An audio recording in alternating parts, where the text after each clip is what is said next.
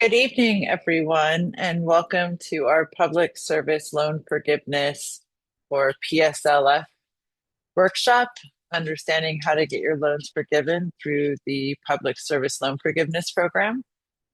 I'm Natalia Abrams, and thank you so much for joining us today. And we are Student Debt Crisis Center, a national advocacy organization with nearly 2 million supporters calling for fundamental reforms to the end of student loan policies and an end to the student debt crisis once and for all. We want to give a special shout out to our funders at the Annie E. Casey Foundation.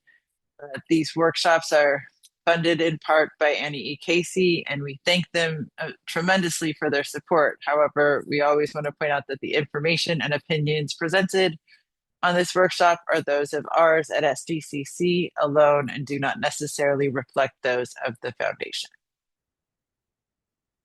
So to go over some quick reminders for today, please use the Q&A function to ask your questions. There's a Q&A box, and that is where questions will be answered from our team. We will do our best to answer as many of your questions as possible. You can also use an anonymous function to ask questions if you don't want your name to show up. So we encourage you to ask questions throughout the workshop. Any information shared on today's clinic pertains to the current rules and guidelines as of today, and today's date is April 15th, 2026. Information is subject to change. We're seeing, updates and changes often in the student loan space. So if you're watching this or listening to this weeks from now, we strongly suggest that you check the news or check back with us to confirm that these guidelines still remain. Lastly, a recording of this workshop will be provided to anyone who registered for this webinar. So in about 24 hours, a little bit after, you will receive a recording of this webinar. So if you need to go back, review certain sections, you can do that in your own time. So today, we will be covering federal updates, including the SAVE program, or Saving on a Valuable Education. We will go over what PSLF, or Public Service Loan Forgiveness, is, how to certify your employment for Public Service Loan Forgiveness.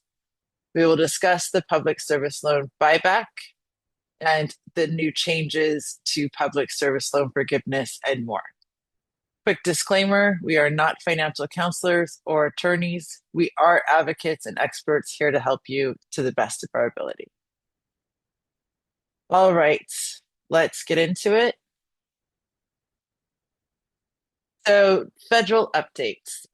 Many of you have heard and have reached out to us that the Department of Education announced that they are planning to move the student loan portfolio to the Treasury Department.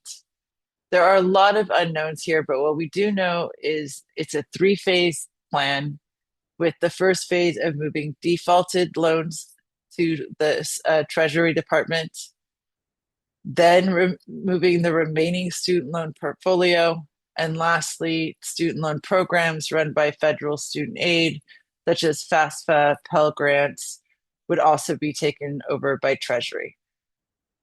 From talking with partners in our space, we expect this to be a long process, especially for the points 2 and 3. For points 1 with defaulted loans, that could be sooner than later, but the other remaining points could take quite a while. So just watch this space. If you're concerned about this, and frankly, any of the changes coming up, we highly recommend saving and documenting all of your student loan information and communications from your loan servicer. Take screenshots, download whatever information you can, and keep your own records to the best of your ability. More federal updates. So there are major changes, which we call at our team the major overhaul of student loans in July of 2026 as a result of the so-called One Big Beautiful Bill Act, or OBBBA. The changes that are discussed today were included in the OBBBA Act, but still need to be finalized through the negotiated rulemaking process. The negotiated rulemaking itself, the debate has gone on. You're just waiting for a final rule. Um, the changes are expected to happen on or around July 1st, and definitely as soon as July 1st. And the changes will include new lending limits for students and parents, a new standard student loan plan. It will be a tiered plan for loan holders with new loans or consolidated loans post July 1st. If you consolidate after July 1st, let me just be clear on that. A new income driven repayment plan, the repayment assistance plan, and phasing out of some repayment plans, the income contingent repayment plan and the pay as you earn plan. Those have a date to phase out on or before July 1st of 2028. There continue to be significant backlogs in application processing and loan discharges at the Department of Education, people that are waiting for their public service loan forgiveness cancellation or forgiveness at the Department of Education. We've heard many of you know the public service loan forgiveness buyback. There are huge delays with that. My team will get into that later in this workshop. So we'll start with what to know if you are enrolled in the SAVE plan. There have been changes to the SAVE plan. So unfortunately, we're seeing the end of the SAVE plan. So due to recent court rulings, they have effectively ended the SAVE plan, or Saving on a Valuable Education Plan. As a result, the Department of Ed has started notifying folks enrolled in SAVE that both the plan and the forbearance will end soon. So if you're on SAVE, you are in a SAVE forbearance, and you may have received a notice from the Department of Education saying that the SAVE plan is ending. That is not your formal notice. I want to stress that. Starting on July 1st, you will receive a notice from your loan servicer. That's different than the Department of Education. So your loan servicer will issue a formal 90-day notice. You will start receiving that on July 1st or after, instructing you to switch to a different plan. You'll have 90 days from the day that you receive your notice to apply for another repayment plan. But if you do not take action, this is only for folks on the SAVE plan, but if you don't take action and enroll in another income-driven repayment plan, you will be automatically placed on the standard repayment plan, which can often be a much higher payment than an income-driven repayment plan. This is an example of the notice that borrowers receive from the Department of Education. And I just want to stress again, this is not the final notice. Final notices have not gone out yet, and they won't go out until July 1st and beyond. And it will be 90 days from the date of your notice. And so one of the best things you can do right now is to make sure your email and information is updated at your loan servicer on the website of your loan servicer to ensure you receive the notice in time. For what we know, public service loan forgiveness and income-driven repayment credits are not being granted for the time spent in the SAVE forbearance. Public service loan forgiveness credits can be bought back using the PSLF buyback program. But as I mentioned before, there's significant year-long plus delays when it comes to the buyback program. And income-driven repayment credits cannot be bought back. There is no mechanism to buy back income-driven repayment credits. So just some tips for folks on the SAVE program. We strongly urge you to be careful with misinformation. We've seen servicers tell people that they need to consolidate to get out of SAVE. That's incorrect. You do not need to consolidate to get out of SAVE or to get into another income-driven repayment program if you have been on the SAVE forbearance. And what you should do right now, find out what repayment options you will qualify for or you do qualify for. We suggest using the loan simulator at studentaid.gov, and I'm sure my team's going to share that. Our team's going to share that in the chat. or the EdCap tool to estimate your monthly payments across the existing repayment plans. It's just good to know what options you have, even if you don't change out of the program right away. Make sure your contact information is up to date, especially on your servicer website, since they are the ones that will be sending the formal notices. And whether or not you switch out of save immediately, meaning today, or closer to the deadline, once you receive that 90-day notice after July 1st, that's a personal decision. If you're close to the end of your PSLF journey, you are 9.5 years, for example, of the 10-year program, or the income-driven repayment credit threshold, you're at 20 years or 23 years, depending on what income-driven repayment program you're on, you may want to consider switching into another income-driven repayment plan sooner than later. Plans like income-based repayment that's a legacy plan and will be around post July 1st and so this year and after 2028. And pay as you earn and income contingent repayment are both still available until 2028 as of now. So we're going to get into student loan types, then we'll go over repayment options and more on public service loan forgiveness. A reminder to folks to ask questions in the Q&A box. That is where we will be answering them. So let's go over loan types. So for the most part, there's federal and private student loans. We will be covering only federal loans during this workshop. And under the federal loan program, there are direct loans, Perkins loans, and FFELP loans, or Federal Family Education Loan Program loans. Perkins loans were loans offered by your school. Those are no longer offered any longer. The same thing with the FFELP loans. Those are no longer offered any longer. They were phased out in 2010. If you started your student loan journey after 2010, then you more than likely have a direct student loan. Under the direct student loan umbrella is direct subsidized, direct unsubsidized, direct graduate plus, which sadly the graduate plus loans are being phased out, direct parent plus, and direct consolidation loans. Under the FELP loan programs, you'd see things like subsidized Stafford or unsubsidized Stafford, FFELP plus, consolidation, or parent plus loan for FFELP.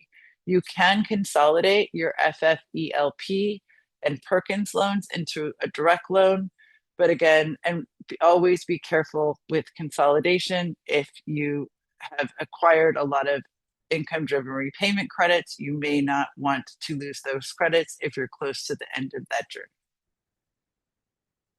And with that, I'm going to toss it to Sabrina Ashley to go over current repayment options. Great, thank you. And thank you everyone for submitting your questions. We are getting to them as quickly as possible, but let's get into current repayment plan options. So here we have all of the current repayment plans, starting with the standard plan at the top.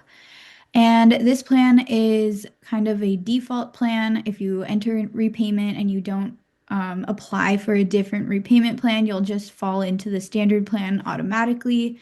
It's also sometimes called the level plan. So if you see that on your servicer website, that means that you're in the standard plan.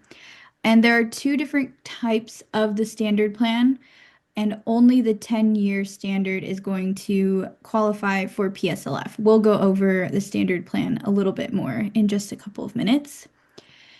We also have fixed alternative plans. These are going to be graduated, extended, and extended graduated repayment plans.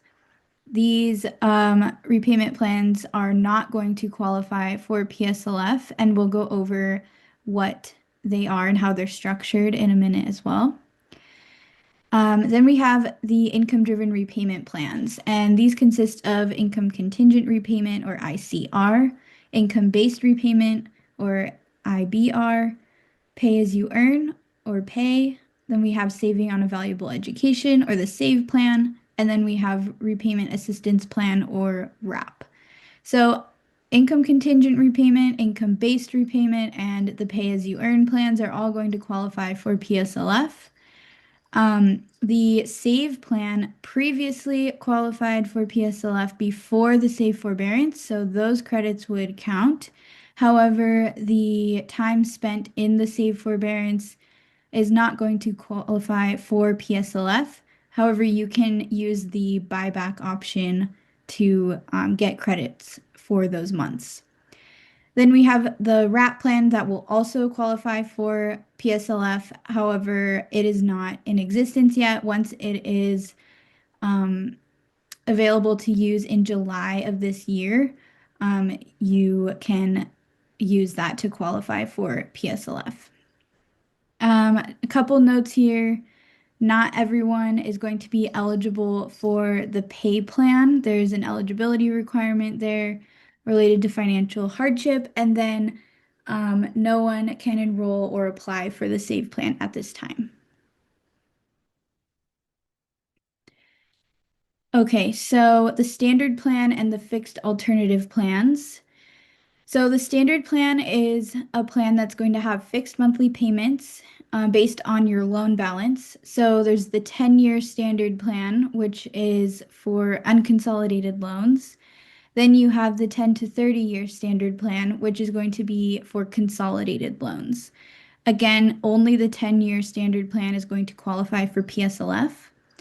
This plan, because it's based off of your loan balance, can be very pricey every month. So there are more affordable options for borrowers if you're struggling to make those payments. And then there's no loan forgiveness for the standard plan. You're just paying off the whole balance by the end of your repayment term. For the fixed alternative plans, these are all sort of variations of the standard plan. So we have the extended plan, which is going to have fixed payments and a 25-year timeline. It's only for balances that are above $30,000. Then we have the graduated plan, where the payments increase every 2 years. The timeline is going to depend on your loan type and then also your balance. And then we have the extended graduated plan, which is a combination of the previous two. So you have your payments increasing every 2 years and a 25-year timeline. And then it's only available for balances above $30,000. Again, with the fixed alternative plans, there's no loan forgiveness. At the end of that repayment term, you're going to pay off the entire loan balance. And these plans are not eligible for PSLF. Okay, and then we have this breakdown of the income-driven repayment plans. So we've listed all of them out as well, and you can see where each plan differs in the discretionary income. So the discretionary income is going to be the percentage of your income that they base your monthly payment off of. So each one is a little bit different. You can see the different timelines here. And then also the different credits. When we talk about IDR credits, it's similar to a PSLF credit.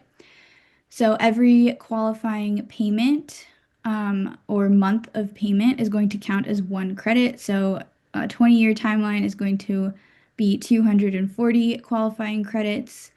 Um, One thing here is that if you are not pursuing PSLF and you want to pursue IDR forgiveness, then you'll need to meet these IDR credit thresholds. However, if you are pursuing PSLF and you are in an IDR plan, then you only need to hit the 120 credits required for PSLF.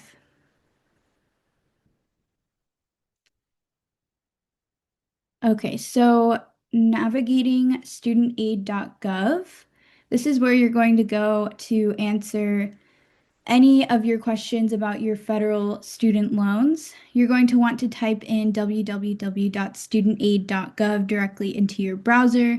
Unfortunately, there are harmful websites out there. They can be asking you for money in exchange for something.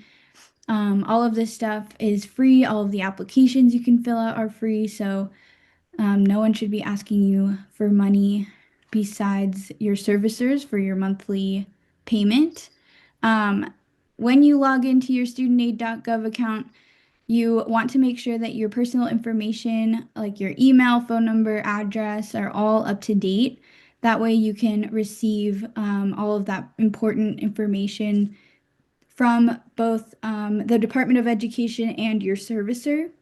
So make sure that you are updating this in studentaid.gov as well as your servicer website as well.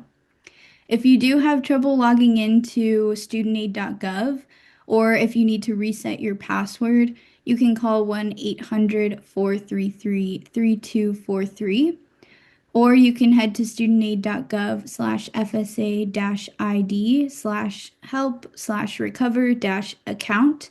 Either of those options are going to help you get back into your account or reset your password if it's giving you trouble. Once you log in, you're going to come to your dashboard, which is kind of like your homepage. If you haven't been on studentaid.gov in a few months, I highly recommend checking it out. It has been updated. Previously, the homepage used to say My Aid. Now it says My Loans, and it gives you a quick snapshot of your loan portfolio. So you can see here, it tells you your total balance, your interest rates, the repayment plan. This person is in the SAVE plan, and then also a recertification date. This is where you're going to come to find all of your loan balance and current repayment plan information. If you want to, if you have different loans on different repayment plans, you would hit View My Loans, and then it would take you to a screen where you could see your repayment progress and also the different repayment plans that you have.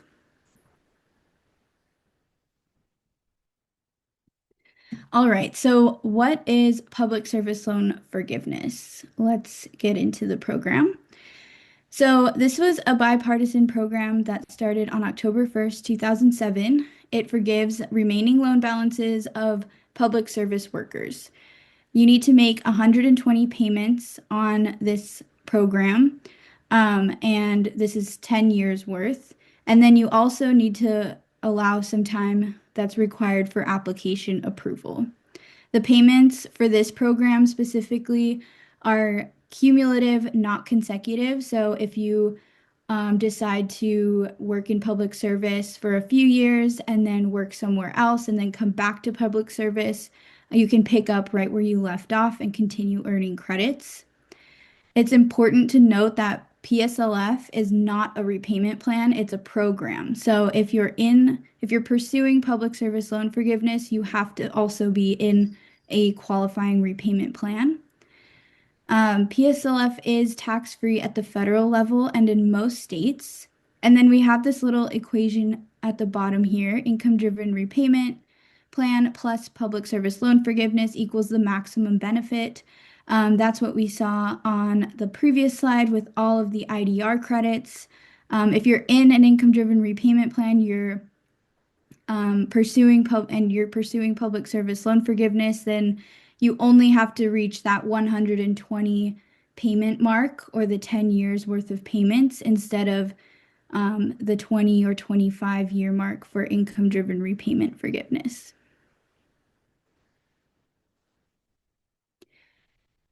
So, if you're wondering if you're eligible for PSLF, you should ask yourself, do you have a direct loan? If your employer is qualifying, if you're in a qualifying repayment plan, and then you'll need to also document your employment using the PSLF help tool. And then it's also important to note, since the program was created in October of 2007. Only qualifying employment after October 2007 is going to count towards PSLF. So what qualifies for PSLF? All of the loans are going to be direct loans, so direct subsidized and unsubsidized. We have the direct grad plus loans, direct parent plus, and then also direct consolidation loans. Repayment plans. This is going to be the 10-year standard plan. The income contingent repayment plan, the pay-as-you-earn plan, and then income-based repayment. Again, the repayment assistance plan is also going to qualify, but we have it highlighted in orange just because it's not in existence yet. And then employers, all levels of government are going to qualify. 501(c)(3) nonprofits are going to be eligible employers. And then other critical public service employment like firefighters, first responders, teachers, maybe social workers. If you're wondering if your employer qualifies, you can also head to the PSLF help tool and check that out as well. Okay, so what does not qualify for PSLF? The loans here are going to be FELP loans and Perkins loans. These are the older type of federal student loans. However, these two loans can be consolidated to become eligible for PSLF, so you would just consolidate them into a direct consolidation loan. Private loans do not qualify for PSLF, and then time in default doesn't qualify. However, if your loans are in default, you can take them out of default and have them become eligible for PSLF. The repayment plans that are not going to qualify are going to be that standard plan that's longer than 10 years, any of those fixed alternative plans that we went over, and then most deferments and forbearances, including in-school deferment, are not going to count as well. Then we have the new tiered standard plan. This is not in existence yet, but it is also coming this July. That plan is not going to count towards PSLF. And then for employers, government contractors, 501(c)(4) nonprofits, and political groups are not going to count. And then working at a labor union is not going to count as a PSLF employer. However, if you are a PSLF or working in public service and you're part of a labor union, that's fine. It's just working at labor unions do not qualify. Okay, so a little bit about the PSLF help tool. You can find that at studentaid.gov/PSLF. Awesome. Thank you, Ryan, for dropping that in the chat. So this tool is going to allow you to see if your employer qualifies, like I mentioned. You can fill out and sign the PSLF form, and then you can also send the PSLF form to your current or previous employers so that they can certify your employment. Our recommendation is to complete this form at least once a year. That'll just keep you up to date and in a regular rhythm. That way you also are not kind of losing track of your employment if you wait longer than a year. Once you reach that 120 credit mark, you can go through this tool and select the option that says I've reached 120 credits, and that's going to trigger the processing for your loan discharge through the program. So we have a couple of scenarios here. This first one is for Matt, who has been a firefighter for 10 years. His loans are currently enrolled in the income-based repayment plan, and he's made consistent on-time payments for the whole 10 years. He goes through the PSLF help tool on studentaid.gov, and he checks the I've made 120 PSLF payments option, and that makes him eligible for loan forgiveness. Once that is processed, he's going to receive a notice that states that his loans are eligible for forgiveness. And because processing is delayed, like we've mentioned previously tonight, this can take up to a few months. So now we have Bill. This is an example of where someone would not qualify for PSLF. Bill was a nurse who worked at a nonprofit hospital for decades. but most of Bill's employment occurred before October 2007, and he retired shortly after the program was created. Because he does not have that 10 years of PSLF credit that took place after the program was in existence, and he's not working in the qualifying job anymore, he does not qualify for PSLF. So this would be an instance where someone might have put in all of that hard work, which we very much appreciate, but unfortunately, since the program was not in existence yet, that time does not count towards PSLF.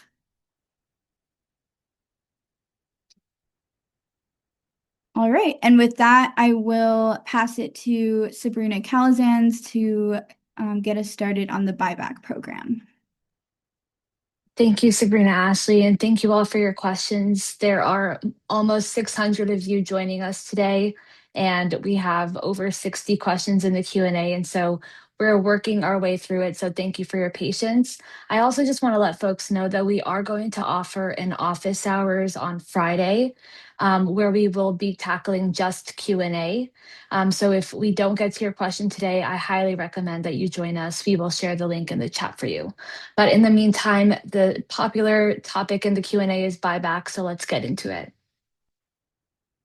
All right, so what is the buyback program? So this is a program where you can buy back certain months in your repayment history to make them qualify for public service loan forgiveness.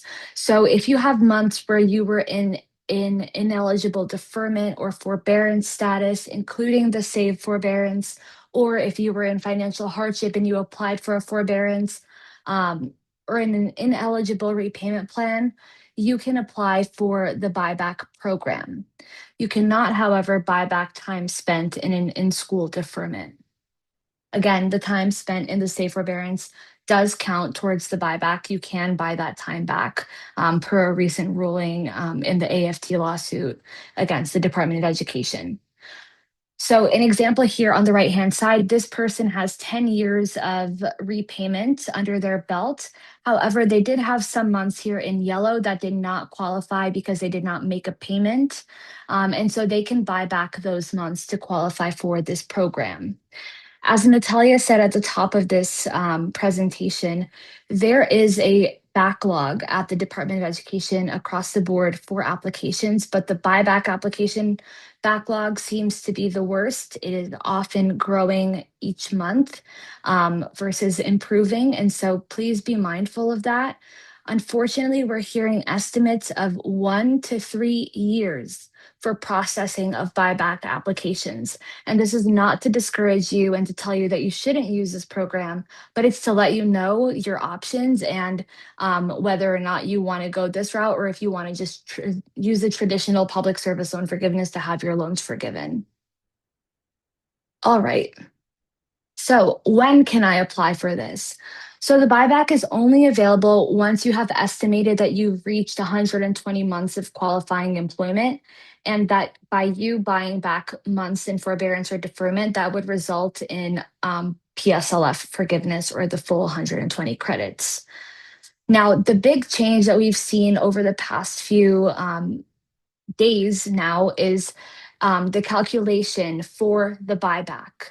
So in the past, the department was using whatever you were paying for the SAVE plan at that time that you're trying to buy back and use that as what you would pay for the buyback. That has now changed. So if the start or end date for the period of deferment or forbearance being bought back is on or after July 1st, 2024, the amount required for that period of time cannot be based on the SAVE plan formula. So basically the time spent in the SAVE forbearance, because we believe it, I think it started July 1st, 2024 officially.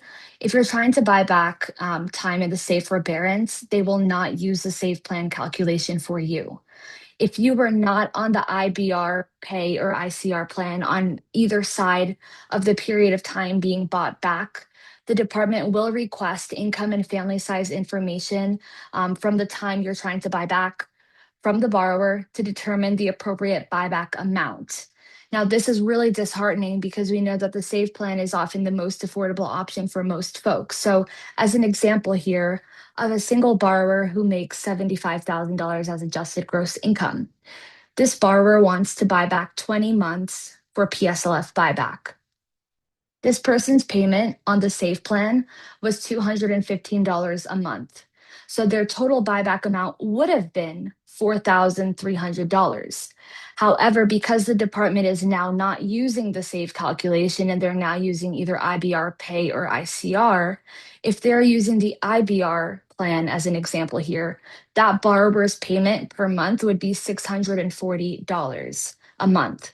And so the total buyback amount now skyrockets to $12,800.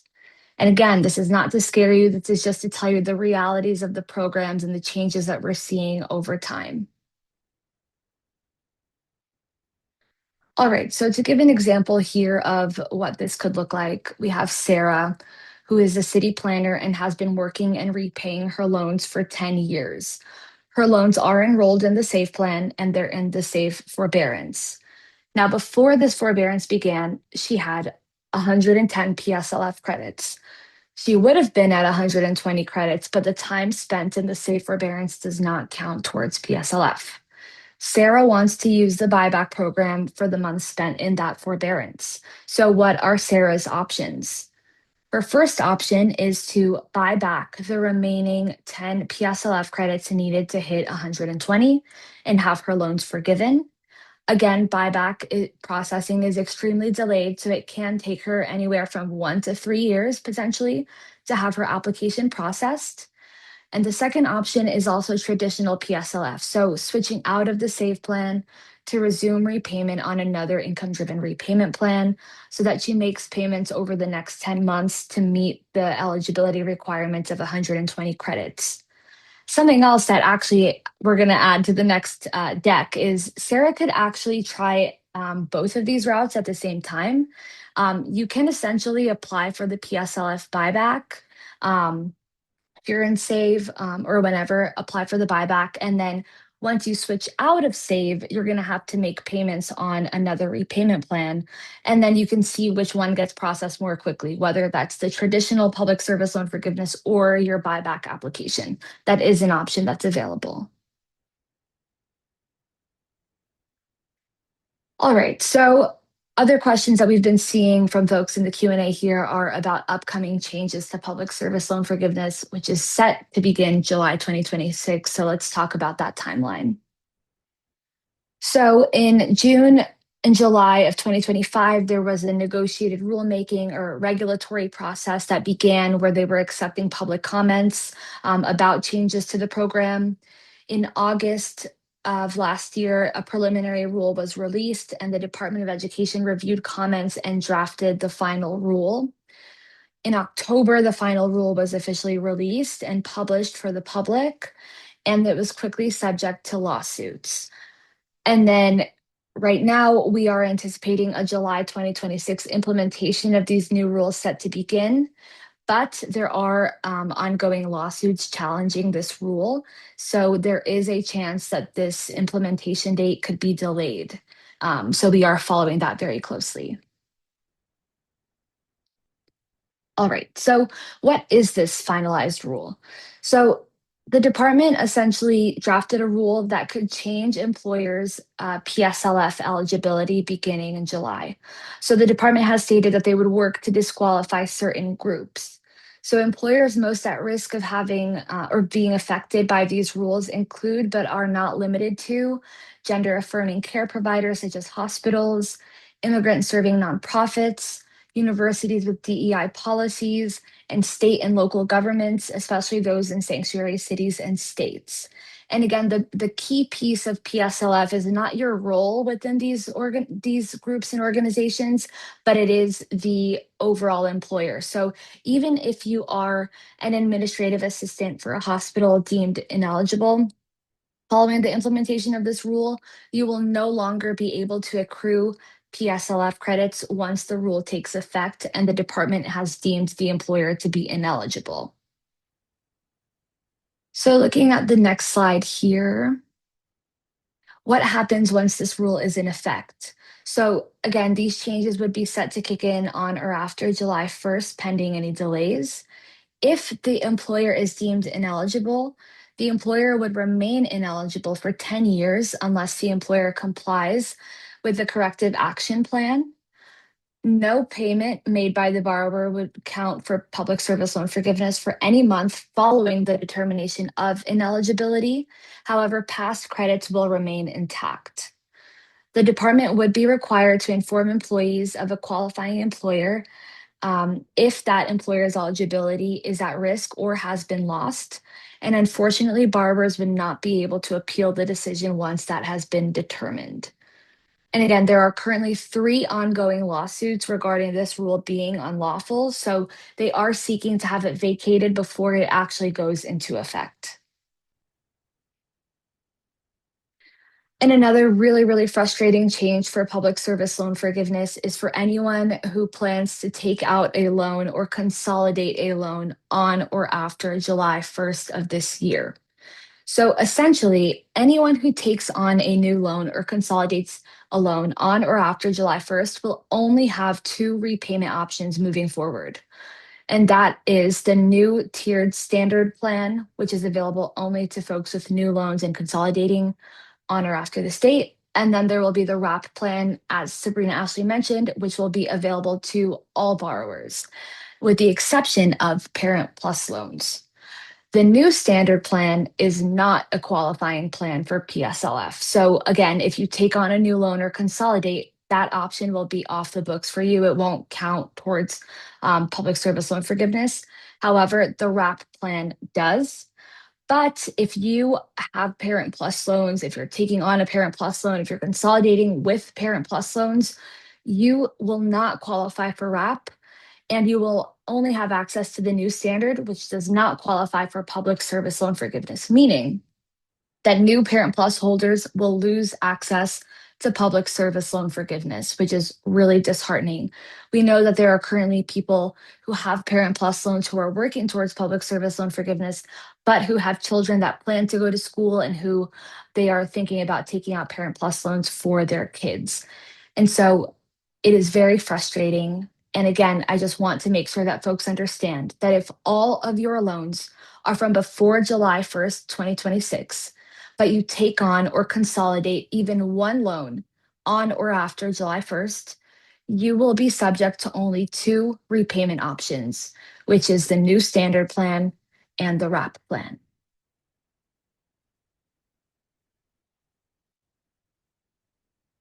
All right, so let's talk about what you can do right now.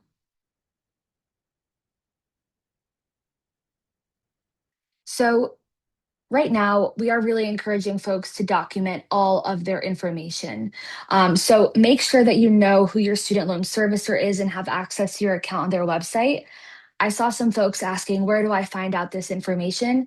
You can go to studentaid.gov, and on your dashboard on the right-hand side, there's a section that says My Loan Servicers. There you will see exactly who is servicing your loans, and then you'll be able to create an account on their website if you haven't already.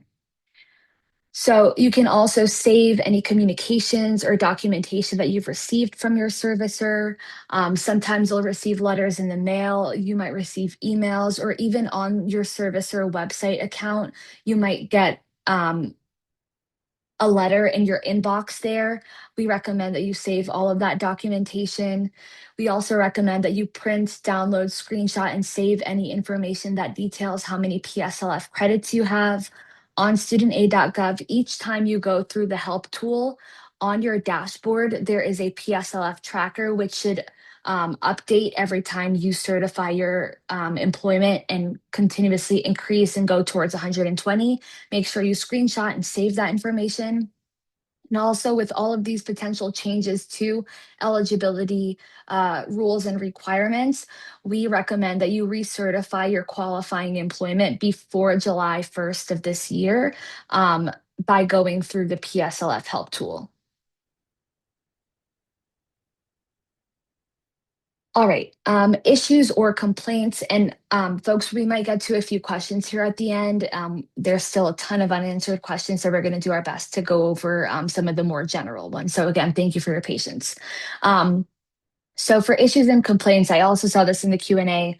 Um, Folks can reach out to their lawmakers' offices. They often have a constituent services team where they have an individual working specifically to assist with the federal agency. And so many offices have someone who is determined and chosen to work on behalf of borrowers and coordinate with the Department of Education. So reach out to your lawmakers' offices. We the people, the public, we pay their salaries, and that's exactly what they are there for. So reach out to them. We have a casework tool, I believe, that we can drop here in the chat that folks can use to reach out to their lawmakers. There's also state attorney general offices that you can reach out to. If your state has a local or state student loan ombudsman, that's another option that's available to reach out to. The ombudsman's job is to help you when there are errors and issues related to your account or your loans. So they're often a great resource if your state has one. Your servicer website, you often can find chat and messaging functions. I know it's hard to get a hold of people on the phone, but sometimes it's worth it to wait if you have some time.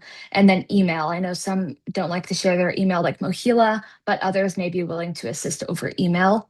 And finally, there's also the help center that the Department of Education has, and you can find that on studentaid.gov here.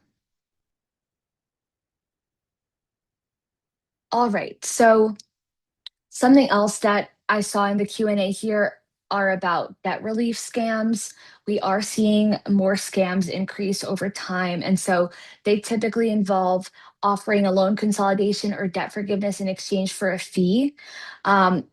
All of this is free of charge at the studentaid.gov for the Department of Education. There is nothing that you have to pay to take action to apply for an income-driven repayment plan, to have your loans forgiven.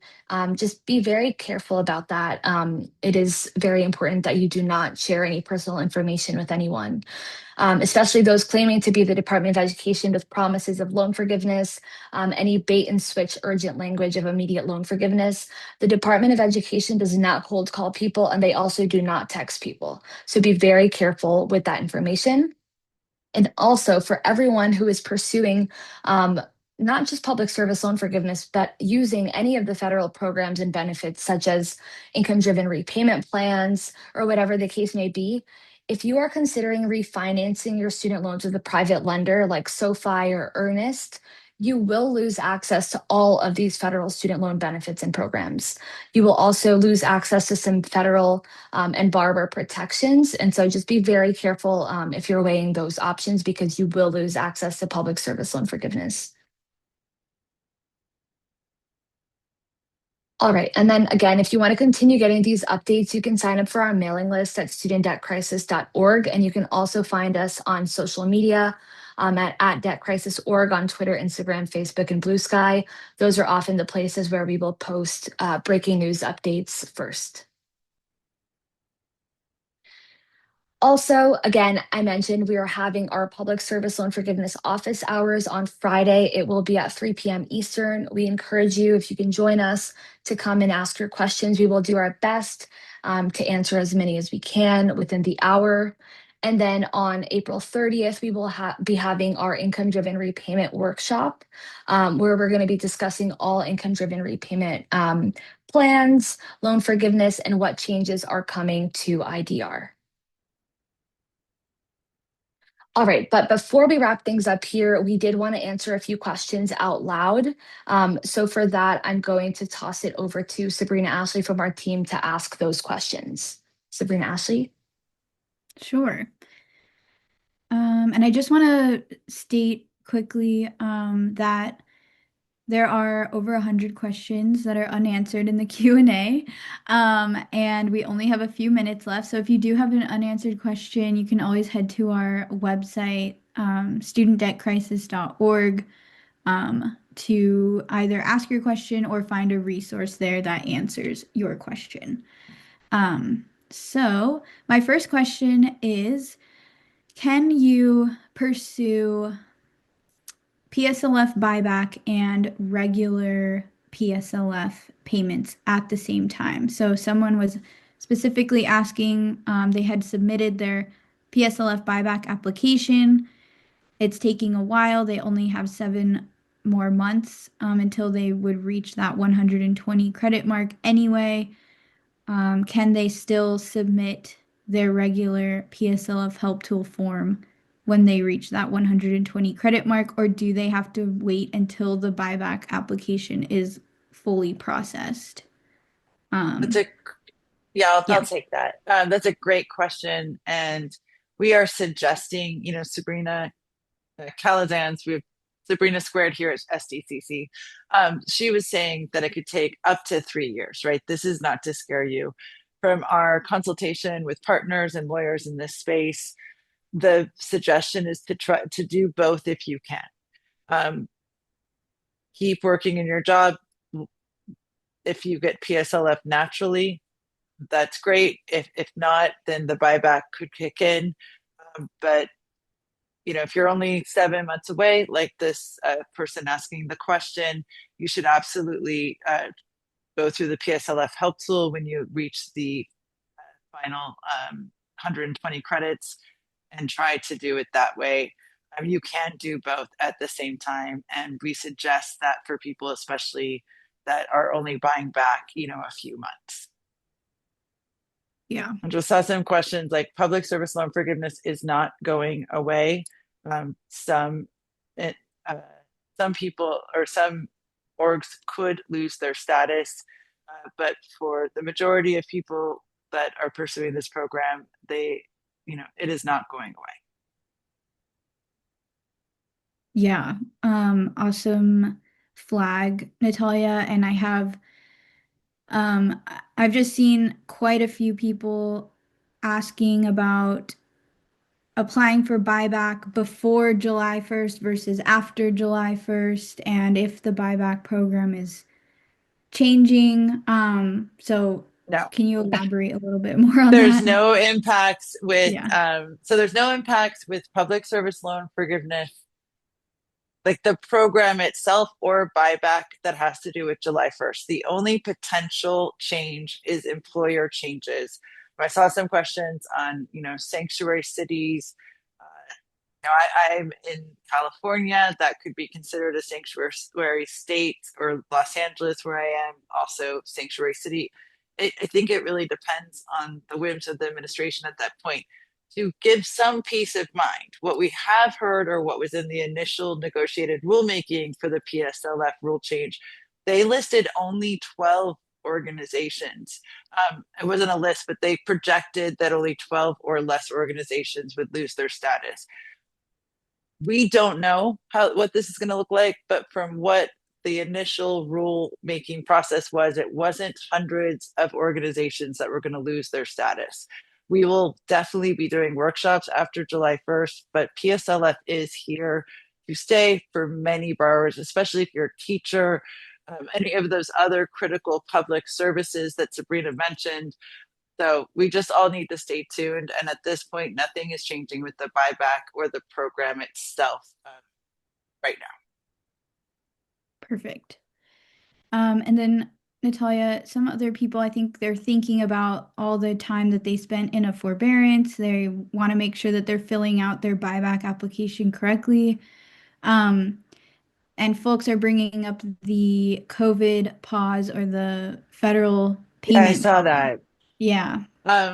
So it gets so confusing because there's so many different types of forbearances and deferments, but the COVID time, if will count if you were already working towards public service loan forgiveness, or those in income driven repayment, those, what was it, like 2 3 years almost under COVID, that time, that forbearance counts.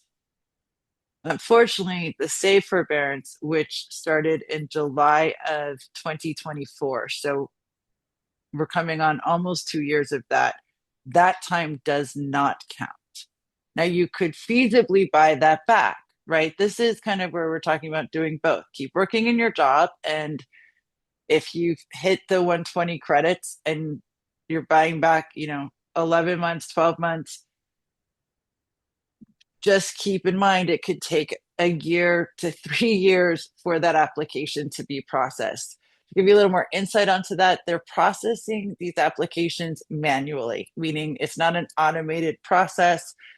They're getting more applications per month than they claim they can get through. And all we keep seeing is news articles that the application backlogs just continue to grow. They're not getting smaller, which is really sad and really just, it's not okay. We keep fighting for them to speed up this process. Mm-hmm. Um, Speaking of processing applications and credit counts, I've seen a lot of people mention in the Q&A that they feel that their counts are not correct on studentaid.gov or in their servicer account. How can they maybe request a reevaluation or can they get that looked at? Sabrina Calzens, if you have any suggestions on this one. On incorrect Yeah, how to documentation get your for account credits. back. And actually, just to go back to the COVID time, you do not have to buy that back if I wasn't clear on that. And then, yes, Sabrina, the question is if it's incorrect credit counts, how do you dispute that? So, in cases like that, it is highly recommended that you reach out to a student loan servicer. Excuse me, not a servicer. If you reach out to your state's student loan ombuds person, if your state has one, whatever documentation you have of having gone through the PSLF help tool, of documenting anything that you can use to prove that you did work during that time, anything at all, tax documents, all of that, you can appeal decisions in which the Department of Education says you don't qualify for a month. You can connect with your ombuds person and they can help intervene. They can help you figure out those discrepancies. That is what they are there for. So I would recommend reaching out to an ombuds person first as your first point of contact. And then if that doesn't work or your state doesn't have one, then maybe reaching out to a constituent services team at your lawmaker's office might be the next best step for you. Awesome. Thank you. Um, okay, we have a couple more questions here and only a few more minutes. One question is, can you make additional payments per month for PSLF or IDR and have them count? I wish. Yeah. Unfortunately, we get this often. I wish it worked that way. I know, like some people that are lucky enough to have a mortgage, well, or a home and a mortgage, you can do that. You can't. It is 120 credits or a 10-year period of time. Each month counts. You can't double up. And then because of that, with especially with income driven repayment, there's no reason to overpay, right? Like it's not going to benefit you to pay more than the minimum payment. Um, yes, on income driven repayment plans, interest is going to accrue. We know that interest is probably, besides these backlogs, like the chief complaint we hear from all of you. But if you're on an income driven repayment program, after that 20 or 25 years, it will all be written off. So it's hard to say, but you kind of have to put that out of mind and just stay on track year to year on your income driven repayment program or on public service loan forgiveness. If you're doing public service loan forgiveness, your loans will be forgiven faster, which is a 10-year period of time versus the 20 or 25-year period of time. Awesome. And our last question is we keep talking about allowing time for processing for PSLF or all this time spent in the buyback where you might have to continue making payments. So will you get a refund for all of the overpayment that happens there? You should. I want to just level with everyone. I don't like personally, I don't have a ton of faith in this current Department of Education, but you are entitled to a refund. You should absolutely fight for that refund for any months over that you pay over that 120 credits. When talking about public service loan forgiveness, you are entitled to a refund. We saw in the previous administration, people get very large refund checks from the Department of Education. So that is something to definitely fight for. It's a reason to keep your own track of your credits and make sure that you know exactly how many months you are owed, and keep fighting. As Sabrina said, contact your state loan ombudsperson, contact your lawmakers if you don't receive that refund. And I think with that, we're going to close out. Is that right, Sabrina Ashley? Yep. Okay. We want to thank you all for joining us. We had 600 plus people on and hundreds of questions. So we know you all need this help. We are hosting an office hours, which sorry, I should have that time ready for you all. 3 We're hosting p.m. an office, Eastern. thank you, at 3 p.m. Eastern. So that's a chance to come ask your questions, because we know we got so many questions. We will continue hosting these workshops, especially all year long, but as we get closer to July 1st. So we encourage you to join future workshops to learn more about the other available programs and hopefully get your questions answered. Thank you all, and thank you to the team SDCC, and have a great night.